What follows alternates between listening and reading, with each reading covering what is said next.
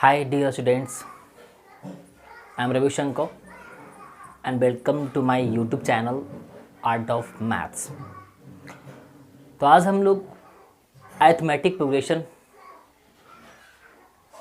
को समझेंगे, सीखेंगे, है ना।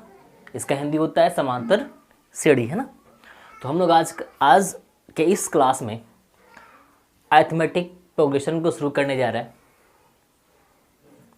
और हम लोग बेसिक से सीखेंगे कि इसमें क्या होता है, क्या पढ़ना होता है, इसमें हमें क्या क्या करना होता है, इसमें किस प्रकार के मैथ्स को पढ़ने होते हैं। तो देखिए जरा आप लोग, देखिए आप लोगों ने अपनी छोटे क्लासेस में, प्रीवियस क्लासेस में आपने देखा होगा कि आपने बचपन में पढ़ा होगा कि आपको ऐसा कुछ मैथ्स दिया जाता था पहले 2, 4, 6, 8, 10 और आपसे पूछा जाता था, है ना। आपसे पूछा जाया करता था कि बताओ इसके बाद क्या होगा, है ना। अगर यहाँ पे 2 है, 4 है, 6 है, 8 है, 10 है तो इसके बाद क्या होगा। तो इसमें कोई बड़ा साइंस नहीं है। तो आप देखिए जरा इसमें क्या है। आप देखिए कि 2, 4, 6, 8, 10 में क्या रिलेशन क्या है। आप देख रहे हैं कि हमेशा ये बढ़ता जा रहा है। क्या हो रहा है, हमेशा बढ़ता जा रहा है। आप देख रहे हैं कि ये इंक्रीजिंग ऑर्डर में क्या है वो लिखा हुआ है। तो आप ये देखें कि इन दोनों में क्या रिलेशन है, फिर इन दोनों में क्या रिलेशन है। मतलब ये होता है कि इनको एक पार्टिकुलर नियम के माध्यम से, एक पार्टिकुलर नियम से इनको एक सिस्टमैटिक वे में अरेंज किया जाता है, व्यवस्थित किया जाता है। तो हम लोग देखा करते थे पहले कि इसमें भी 2 का अंतर है, इसमें भी 2 का अंतर है, इसमें भी 2 का अंतर है, इसमें भी 2 का अंतर है ना। तो आगे भी क्या होगा, 2 का अंतर होगा। हम लोग ऐसा देखा करते थे कि हाँ 2 है, 4 है, 6 है, 8 है और 10 है, 2 बढ़ रहा है ना। तो हम लोग आराम से बता दिया करते थे कि यहाँ पे क्या होगा, 12 क्या होगा, 12 होगा, है ना। उसी प्रकार से अगर आपको दिया जाए 3, 5, 7, 9, 11, 13, है ना। 3 to 5 plus to 7 plus to 9 plus to 11 plus to 13। उसी प्रकार से अगर आपसे पूछा जाए कि बताएं कि नेक्स्ट टर्म क्या होगा, अगला पद क्या होगा, है ना, अगली संख्या क्या होगी, तो आप देखते थे, आप इन सबों को ऑब्जर्व करते थे और आप ये पाया करते थे कि इन दोनों में 2 का अंतर है, इनमें भी 2 का अंतर है, इनमें भी क्या है, 2 का अंतर है, इन दोनों में भी क्या है, 2 का अंतर है, इन दोनों में भी क्या है, 2 का अंतर है। मतलब 2 क्या हो रहा है, बढ़ रहा है। तो आप भी आसानी से बता दिया करते थे कि यहाँ क्या होगा, 15 होगा, है ना। तो एपी में कुछ नहीं है, बस यही इसका बेसिक थ्योरी है और इसी के ऊपर सारे के सारे थ्योरीज को, सारे के सारे बिल्डिंग्स को गढ़ा गया है। ऐसा भी हो सकता है कभी कभी, ये ऐसा भी हो सकता है यहाँ पे 20, 18, 16, 14, 12 आपसे पूछा जाएगा कि यहाँ पे क्या होगा, है ना। तो आप देखते हैं कि हर बार क्या हो रहा है, हर दूसरा पद क्या हो रहा है, अपने पहले पद से क्या है, 2 कम है। क्या है, 2 कम है। 20 में 2 कम गया, 18, 18 में 2 गया, 16, 16 में 2 गया, 14, 14 में 2 गया, 12, 12 में तो जाएगा, क्या हो जाएगा, 10, है ना। तो आप लोग देखिए कि इसमें क्या हो रहा है, लगातार 2 क्या हो रहा है ना, डिक्रीज हो रहा है, घट रहा है। तो ऐसे करके हम आसानी से पता कर पाते हैं कि अगला टर्म क्या होगा। मतलब साफ है कि अरिथमेटिक प्रोग्रेशन मतलब समांतर श्रेणी में क्या होता है कि एक सिस्टमैटिक वे में, एक पार्टिकुलर रूल्स के माध्यम से एक प्रोग्रेशन लिखा जाता है ना, उसे ही अरिथमेटिक प्रोग्रेशन कहा जाता है। तो होता क्या है, इसमें पढ़ना क्या है। अगर हमें ये पढ़ना है या फिर ये जानना है कि अगला टर्म क्या होगा तो आसानी से पता कर लेते हैं। लेकिन आपसे अगर पूछ दिया जाए कि इसके बाद 50वां टर्म क्या होगा, 50वां पद क्या होगा, अगर ऐसे ऐसे बढ़ते जाएं तो 50वें जगह पे क्या आएगा, 100वें जगह पे क्या आएगा। तो आप हर नंबर को इस तरह से आसानी से प्राप्त नहीं कर पाएंगे, क्योंकि ये नेक्स्ट टर्म की बात थी, आपने बता दिया। लेकिन जब कभी बहुत दूर एक लंबे डिस्टेंस के बाद आपको आंसर पूछा जाएगा तो आप इतनी आसानी से कर नहीं पाएंगे और उतना लिखना भी पॉसिबल नहीं होगा, वो लेंदी हो जाएगा। तो अब क्या है ना कि इस चीज़ों को समझने के लिए कि 100वें पद में, 500वें पद में, 1000वें पद में क्या आएगा, इसके लिए अब कुछ पार्टिकुलर्स नियम हैं, कुछ रूल्स हैं, जिसके माध्यम से हम लोग आसानी से ये समझ पाते हैं कि अगला 10वां टर्म, 20वां टर्म, 100वां टर्म, 500वां टर्म, 1000वां टर्म क्या होगा, ये हम लोग पता कर लेते हैं। तो कहने का मतलब क्या है कि अब ध्यान दें, एपी में ये बढ़ते क्रम में भी हो सकता है और घटते क्रम में भी हो सकता है। संख्याएं छोटे अंतराल में भी हो सकती है, 2 के अंतराल में हो सकती है।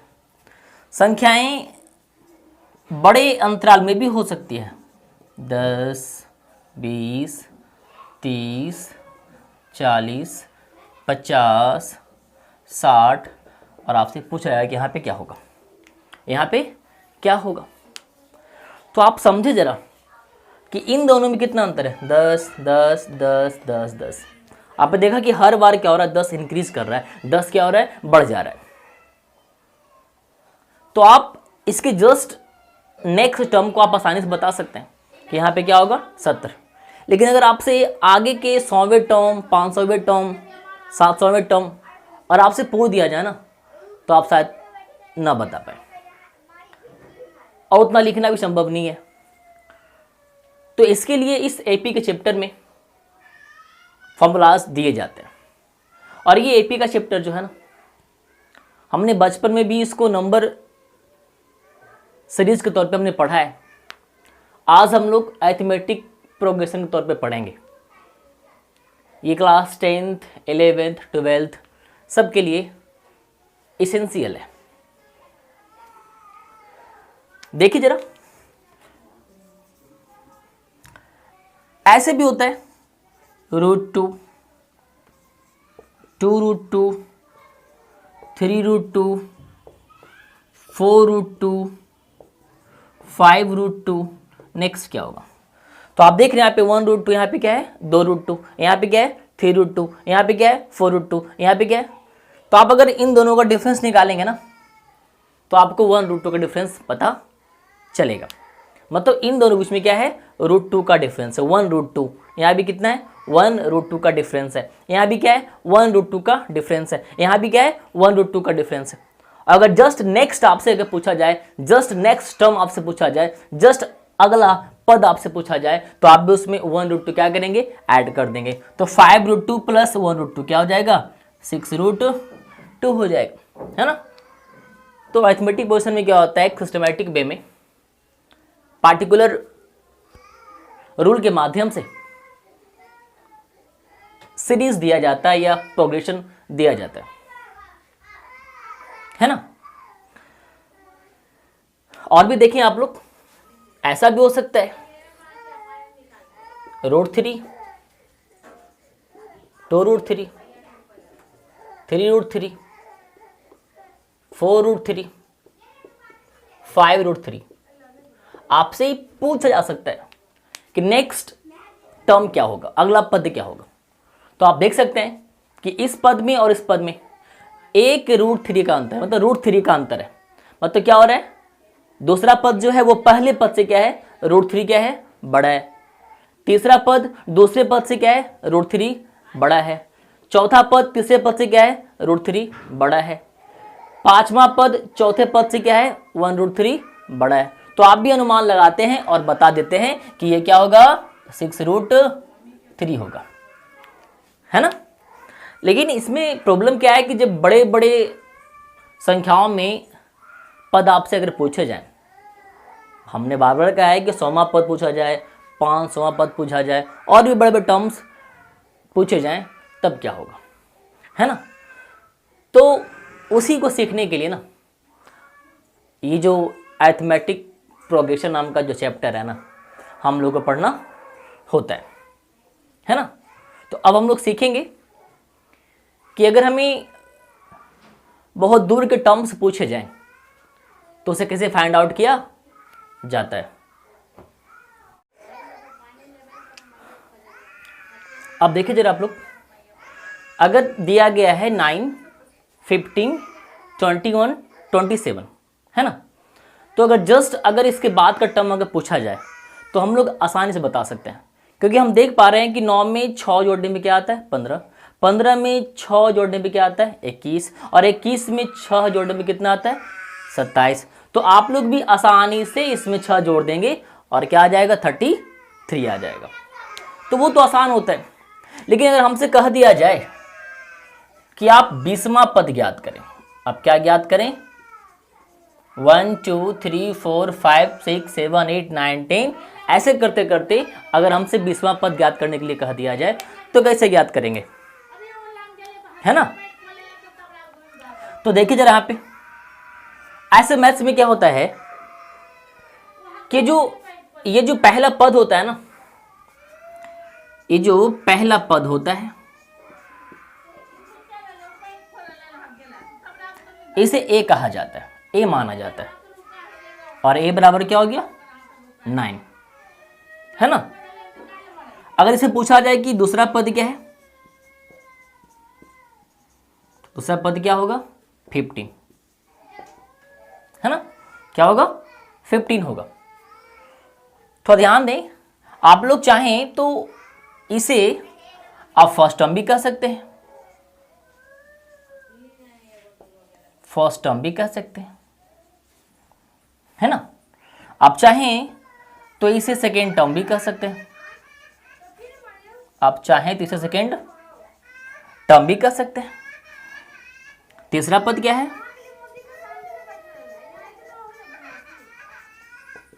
क्या है 21, है ना, इसे हम लोग क्या कह सकते हैं थर्ड टर्म भी कह सकते हैं, है ना। ऐसे करते करते first term, second term, third term, fourth term, fifth term, sixth term ऐसे चलता चला जाता है, सो ऑन, है ना। तो यहाँ पे जो पहला पद होता है ना उसे ए कहा जाता है, और जो दूसरा पद है उसे ऐसे ही लिख लिया जाता है। और आप चाहें तो इसे फर्स्ट टर्म को शॉर्ट में T1 भी लिख सकते हैं, सेकेंड टर्म को T2 भी लिख सकते हैं, थर्ड टर्म को T3 भी लिख सकते हैं, है ना। और इन दोनों के बीच के अंतर को, इन दोनों के बीच के अंतर को सार्व अंतर कहा जाता है, सार्व अंतर कहा जाता है ना। सार्व अंतर को इंग्लिश में क्या कहा जाता है common difference, common difference. Common difference का जो सिंबल हो क्या होता है वो डी, क्या होता है डी। तो कॉमन डिफरेंस का सिंबल क्या होता है डी। तो आप समझ रहे होंगे कि फर्स्ट टर्म को T1 भी कह सकते हैं या ए भी कह सकते हैं, दूसरे पद को सेकेंड टर्म भी कह सकते हैं या T2 भी कह सकते हैं, और T2 क्या है आपका 15। तीसरे पद को थर्ड टर्म भी कह सकते हैं या T3 भी कह सकते हैं, चौथे टर्म को आप चाहें तो फोर्थ टर्म भी कह सकते हैं या T4 भी कह सकते हैं, और T2 और T1 के बीच में जो डिफरेंस है उसे कॉमन डिफरेंस कहा जाता है, उसे सार्व अंतर कहा जाता है। आप उसे सिंबल के तौर पे डी भी कह सकते हैं। तो हम लोग सीखेंगे कि यहाँ पे डी क्या है, यहाँ पे डी क्या है। थोड़ा ध्यान दें, डी क्या होता है।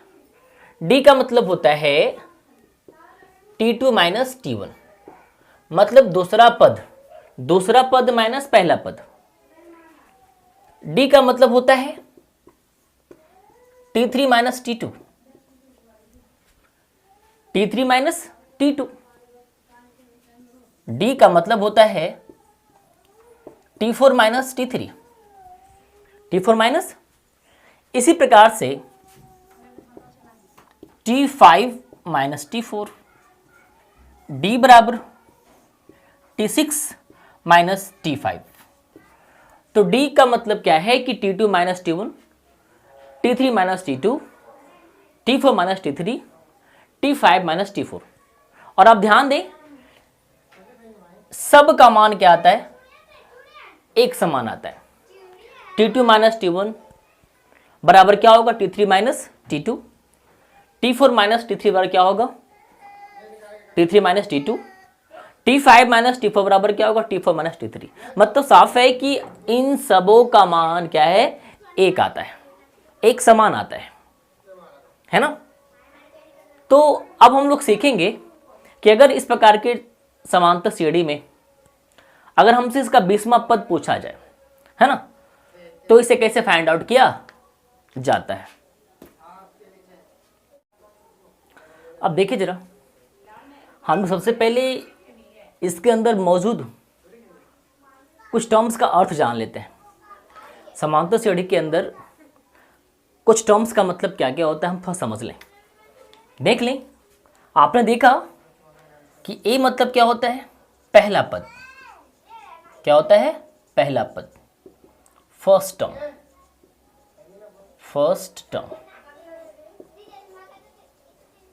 आप इसे T1 भी कह सकते हैं, है ना। डी, स्मॉल डी क्या होता है? सार्व अंतर। क्या होता है? सार्व अंतर होता है। इसको कहा जाता है कॉमन डिफरेंस।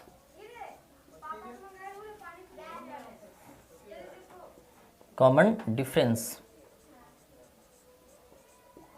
कॉमन डिफरेंस, है ना। अगर आपसे कहा जाए कि बताएं यहां पे कितने टर्म्स हैं, यहां पे कितने टर्म्स हैं, तो उसे स्मॉल n कहा जाता है। मतलब पदों की संख्या, पदों की संख्या। यहां कितने पद हैं? तो 4 पद हैं, तो पदों की संख्या क्या हो जाएगी? 4। मतलब n बराबर क्या हो जाएगा? 4। Number of terms, number of terms, है ना। एक होता है Tn। एक क्या होता है? Tn। इसे कहा जाता है अंतिम पद। इसे क्या कहा जाता है? अंतिम पद कहा जाता है, मतलब लास्ट टर्म।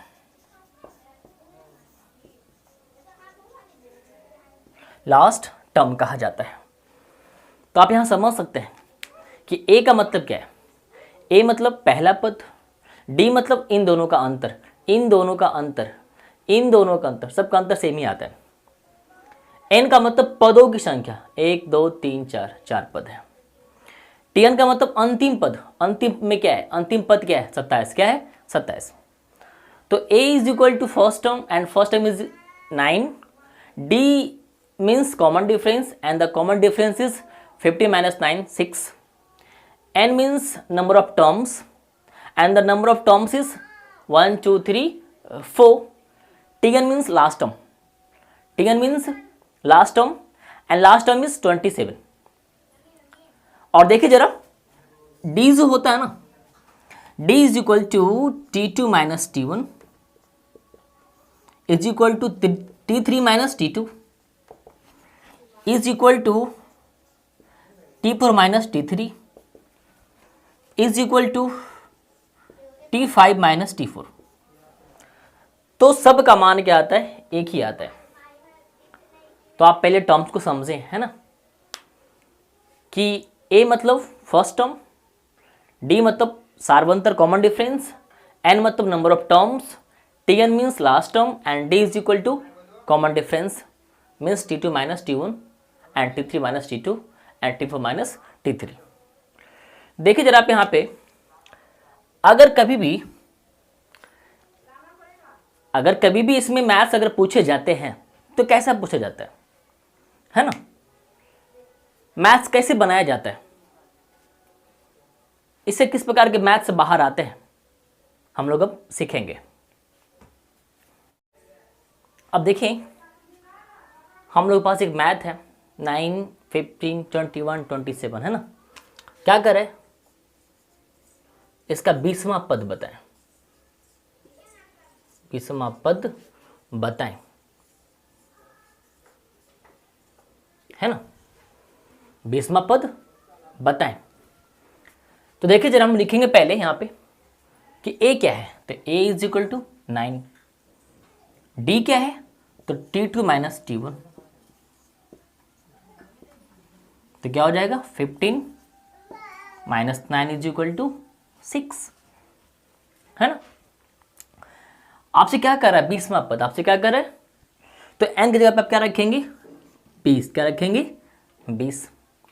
अब देखिए tn क्या है, लास्ट टर्म निकालने का फॉर्मूला होता है, इसमें एपी में फॉर्मूला दिया जाता है आपको, tn is equal to a plus n minus 1 into d, है ना। तो अब आपसे क्या कहा जा रहा है कि आप 20वां पद निकालें, तो 20वां पद को हम क्या लिखेंगे t20, क्या लिखेंगे हम लोग t20। 20वां पद का मतलब जहां जहां भी n है वहां पे क्या लगाया जाएगा 20। तो देखिए, तो tm बराबर क्या दिया हुआ a plus n minus 1 into D, और a क्या है 9, a क्या है 9, और n में क्या आ जाएगा 20, n में क्या आ जाएगा 20 माइनस 1, है ना। d का मान कितना है 6, क्या है 6। तो थोड़ा ध्यान दें आप यहाँ पे t20 is equal to 9 plus 20 minus 1 is equal to 9 आई इंटू 6, है ना। So t20 is equal to 9 plus 9 6 54, carry 5, 6 1 जा 6, 5 11, दोनों को जोड़ेंगे तो कितना आएगा 123, and it's your answer, and it's the 20th term of this arithmetic progression. यह जो है इस समांतर श्रेणी का कौन सा पद है 20वां पद है। माना ऐसे अगर आप इसको बढ़ाते जाएं तो 20वें पद का जो आंसर है वो क्या आएगा 123 आएगा।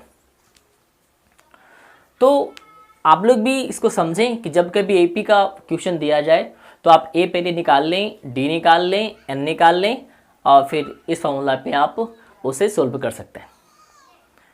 तो हम लोग कुछ और मैथ्स को देखेंगे और सीखेंगे। देखिए जरा, आपसे सवाल किया जाएगा कि समांतर श्रेणी 9, 13, 70, 21 का 20वां पद निकालें। Find the 20th term of the AP 9, 13, 70, 21 and so on. तो देखिए जरा, आप लोग क्या करेंगे, पहले सबसे पहले आप कुछ टर्म्स को देखेंगे। A बराबर क्या होगा 9, है ना। D बराबर क्या होगा T2 माइनस T1। अब देखिए जरा, T2 क्या है 13 माइनस 9 इज इक्वल टू 4। आपसे कैमा पद पूछ रहे हैं 20वां पद, आपसे क्या पूछ रहा है, आपसे 20वां पद आपसे पूछ रहा है, तो आप ऐसे लिखेंगे T20 इज इक्वल टू वाट, है ना। तो अगर 20वां पद पूछेगा तो आप n की जगह पता है क्या रखेंगे 20, क्या रखेंगे 20 रखेंगे। थोड़ा देखिए आप लोग यहाँ पे, Tn का फॉर्मूला क्या कहता है a plus n minus 1 into D, तो n का मतलब 20, T20 is equal to a means 9, n means 20, d means 4। आपसे T20 पूछा जा रहा है, 20वां पद आपसे पूछा जा रहा है, 20th टर्म आपसे पूछा जा रहा है। तो T20 बराबर a means 9 plus n means 20 minus 1, d means 4, है ना। तो देखिए जरा 20वां पद क्या होगा, T20 बराबर 9 plus 19 into 4, 20 minus 1 is equal to 19, into 4, 94 जा 76 and 9 plus 76 is equal to 85। तो आपका जो 20वां पद है वो क्या हो जाएगा? 20वां पद, इस समांतर सीढ़ी का 20वां पद क्या होगा? 85। क्या हो जाएगा? 85। तो आप चाहें तो ऐसे ही बोल सकते हैं T20 इज इक्वल टू 85 या 20th term is equal to 85, है ना? क्या 20वां पद बराबर 85। तो आप जब कभी आपको इस प्रकार का मैथ्स दिया जाए, है ना, सबसे पहला बात आपको A, D, TN और N का अर्थ समझना है, इनको वहाँ से बाहर निकालना है। उसके बाद आप इस फॉर्मूला के माध्यम से मैथ्स को इजी वे में डील कर सकते हैं। देखिए सिमिलर मैथ्स है, इसमें आपसे पूछा जा रहा है कि find the 30th term of the AP 6, 10, 14, 18 and so on. कहा जा रहा है कि समांतर सीढ़ी 6, 10, 14, 18 का 30वां पद क्या होगा, ज्ञात करें। तो हमने कहा तक सबसे पहला काम क्या है कि आप A पता कर ले। A क्या है इसका? 6। D क्या है? T2 minus T1। तो देखिए जरा आप यहाँ पे T2 माइनस T1 क्या है? तो T2 क्या है? 10 और T1 क्या है? 6। तो D क्या हो जाएगा? 4, है ना? आपसे कह रहा है कि 30वां पद बताएं, मतलब T30 बताएं। और आप ध्यान दें यहाँ पे n का मान क्या होगा? 30। क्या होगा? 30, है ना? तो देखिए इसमें भी इसी फॉर्मूले का इस्तेमाल किया जाएगा कि Tn is equal to A plus n minus 1 into D. तो जहां भी n वहां पे क्या रखा जाएगा? 30। A means 6, n means 30, D means 4। So T30 is equal to 6 plus 30 minus 1 is equal to 29 into 4। 94 29 4 जा 9 4 जा 36, सॉरी 36 का क्या हो जाएगा? 6 कैरी 3, 4 2 जा 8 एंड 3 11, है ना? तो देखिए जरा आप लोग यहाँ पे कि 6 plus 1 1 6, 6 plus 1 1 6 is equal to 6 plus 6 12 carry 1 and 1 1 2 and 1। तो आप इस प्रकार से मैथ्स को सोल्व करें। एपी के मैथ में समझें, ए का मान लिखें, डी का मान लिखें, टीएन का मान लिखें, एन का मान लिखें और उसके बाद आप आसानी से किसी भी टर्म को या किसी प्रकार के सम को आसानी से सोल्व कर सकते हैं, है ना? तो मिलते हैं अगले मैथ्स में।